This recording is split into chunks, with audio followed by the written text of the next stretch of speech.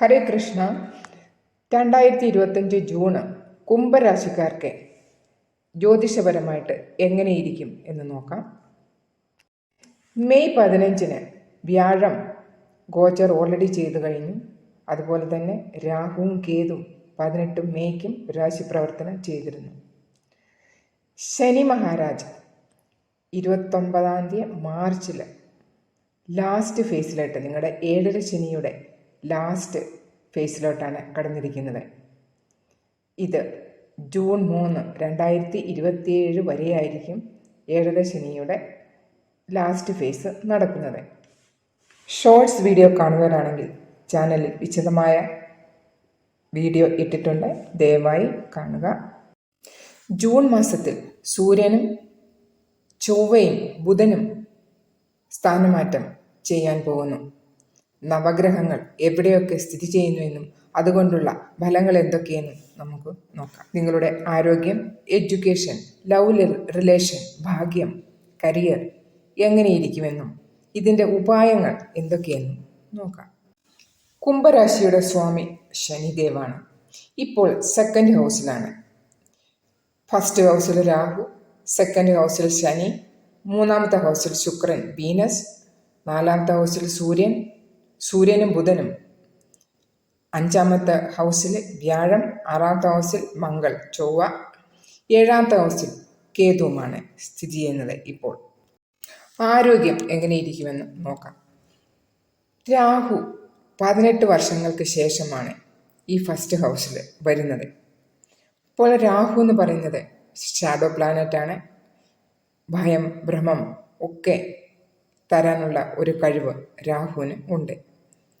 എല്ലാ കാര്യങ്ങളും നല്ല രീതിയിൽ നടന്നു പോയാലും വെറുതെ ഒരു തലവേദന, ഒരു സമ്മർദ്ദം അനുഭവപ്പെടുവാനുള്ള സാധ്യതയാണ് കാണുന്നത്. ചൊവ്വയുടെ ദൃഷ്ടിയും 1st ഹൗസിൽ വരുന്നതുകൊണ്ട് ഇപ്പം രാഹുവും ചൊവ്വയും കൂടി ഒരു ഇല്യൂഷൻ, ഒരു ചുമ്മാതൊരു തലവേദന വരുത്താനുള്ള ഒരു ചാൻസാണ് കാണുന്നത്. മൈഗ്രെയിനൊക്കെ ഉള്ളവർക്ക് കുറച്ചൊന്നും അത് അനുഭവപ്പെടുന്നതിനും പിന്നെ തലവേദന, ജസ്റ്റ് ചുമ്മാതൊരു തലവേദന ഒക്കെ വരാനുള്ള സാധ്യതകൾ ഉണ്ട്. ബാക്കി പ്രശ്നങ്ങൾ ഒന്നുമില്ല.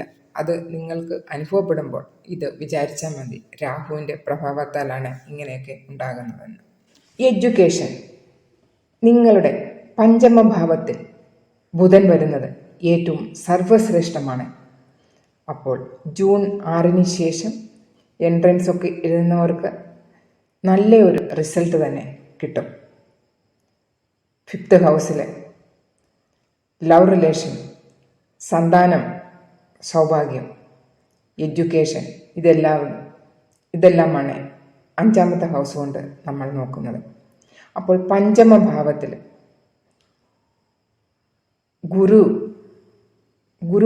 ഗുരുവും 5ാമത്തെ ഹൗസിലാണ് ഇരിക്കുന്നത്. അപ്പോൾ നിങ്ങളുടെ വിവേകത്തിൻ്റെ, ജ്ഞാനത്തിൻ്റെ തന്നെ ഒരു ഉണർവാണ് ഇതിനെ കാണിക്കുന്നത്. ലവ് റിലേഷനിൽ എന്തെങ്കിലും പ്രോബ്ലം ഉണ്ടായിരുന്നവരാണെങ്കിൽ ഈ സമയത്ത് ഇതെല്ലാം മാറിക്കിട്ടുന്നതിനും സഹായമാണ്. നിങ്ങളുടെ മാരീഡ് ലൈഫ്, 7ാം ഹൗസിലെ കേതു 12 വർഷങ്ങൾക്ക് ശേഷമാണ് 7ാം ഹൗസിൽ വന്നിരിക്കുന്നത്. അപ്പോൾ നിങ്ങളുടെ മാരീഡ് ലൈഫിൽ കുറച്ചൊരു മിസ്അണ്ടർസ്റ്റാൻഡിംഗ് ഒക്കെ വരാനുള്ള സാധ്യത കാണുന്നുണ്ട്. കൂടുതലൊന്നുമില്ല, പക്ഷേ എന്തെങ്കിലും അങ്ങനെയുള്ള പ്രശ്നങ്ങളുണ്ടെങ്കിൽ രണ്ടുപേരും കൂടെ മനസ്സിലാക്കുക, ഇത് കേതുവിൻ്റെ ഒരു പ്രഭാവത്താലാണ് ഇങ്ങനെ ഉണ്ടാകുന്നതെന്ന്. അപ്പോൾ അത് മനസ്സിലാക്കി നിങ്ങൾ മുമ്പോട്ട് പോവുകയാണെങ്കിൽ വേറൊരു പ്രശ്നവും ഉണ്ടാകുകയില്ല. ജസ്റ്റ് ഒരു മിസ്അണ്ടർസ്റ്റാൻഡിങ്ങിൻ്റെ ഒരു സാധ്യതയാണ് കാണുന്നത്. അപ്പോൾ ഇത് മനസ്സിലാക്കി മുമ്പോട്ട് പോവുക. നിങ്ങളുടെ ഭാഗ്യത്തിൻ്റെ സ്വാമിയായ ശുക്രൻ്റെ ദൃഷ്ടി ഭാഗ്യസ്ഥാനത്ത് പുതിയ കാര്യങ്ങൾ ചെയ്യുന്നതിനും, എന്തെങ്കിലും ആഗ്രഹിക്കുന്ന കാര്യങ്ങൾ ചെയ്യാനുണ്ടായിരുന്ന എന്തെങ്കിലും കാര്യങ്ങളുണ്ടെങ്കിൽ അതിനെ ഒരു സ്റ്റാർട്ട് ചെയ്യുന്നതിനും അത് ആരംഭിക്കുന്നതിനും, പിന്നെ ട്രേഡിങ്, ന്യൂ ബിസിനസ്, ഇതിനും എല്ലാം നല്ല ഒരു സമയമാണ് ജൂൺ 6 ശേഷം. 10ാം ഹൗസിൽ 10ാം ഭാവത്തിൽ കർമ്മക്ഷേത്രമാണ്. ചൊവ്വയുടെ ദൃഷ്ടി ഉള്ളതുകൊണ്ട് ഈ കർമ്മക്ഷേത്രം വളരെ നല്ല ഒരു റിസൾട്ടാണ് തരാൻ പോകുന്നത്. പുതിയ ജോലി ചെയ്യുന്നവർക്ക്, പിന്നെ ബിസിനസ് ചെയ്യുന്നവർക്ക് ഈ മാസം വളരെ സപ്പോർട്ടീവായിട്ടുള്ള കാര്യമാണ്. പുതിയ പുതിയ ജോലികളും പുതിയ ബിസിനസ്സുകളും ഒക്കെ തുടങ്ങുന്നതിന് നല്ല ഒരു സമയമാണ്. നല്ല ഉയർച്ച തന്നെ ഈ സമയം കിട്ടും. ചെയ്യേണ്ട ഉപായങ്ങൾ ഏതൊക്കെയാണെന്ന് നോക്കാം.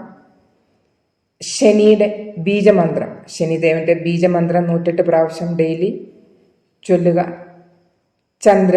ചന്ദ്രൻ്റെ ബീജമന്ത്രം ചൊല്ലുക. അതുപോലെ തന്നെ സൂര്യോദയത്തിന് 1 മണിക്കൂറിനകം സൂര്യന് ജലം സമർപ്പണം ചെയ്യുക. ഇത് ഡെയിലി നിങ്ങൾ ചെയ്യേണ്ട കാര്യങ്ങളാണ്. സൂര്യദേവൻ്റെ ഈ റെമഡി എല്ലാവരും ചെയ്യേണ്ട കാര്യമാണ്. അപ്പോൾ ശനി ബീജമന്ത്രം, ചന്ദ്രബീജമന്ത്രം, അപ്പോൾ സൂര്യദേവന് അർഘ്യം കൊടുക്കുക. ഈ 3 കാര്യങ്ങളും നിങ്ങൾ മുടങ്ങാതെ ചെയ്യുന്നത് നിങ്ങളുടെ ലൈഫിൻ്റെ റിസൾട്ട് കിട്ടുന്ന അത് ഒന്നും കൂടെ ഒന്ന് ബൂസ്റ്റ് ചെയ്യുന്നതിന് വേണ്ടി സഹായിക്കുന്നു. അപ്പോൾ വീഡിയോ നിങ്ങൾക്ക് ഉപകാരപ്രദമായെന്ന് വിചാരിക്കുകയാണെങ്കിൽ നിങ്ങൾ വീഡിയോ ലൈക്ക് ചെയ്യാനും, ആദ്യമായിട്ട് കാണുന്നവരാണെങ്കിൽ ചാനൽ സബ്സ്ക്രൈബ് ചെയ്യാനും, പിന്നെ കമൻറ്റ് ഇടാനും മറക്കണ്ട. ഹരേ കൃഷ്ണ. എല്ലാവരും സുഖമായിട്ടിരിക്കും.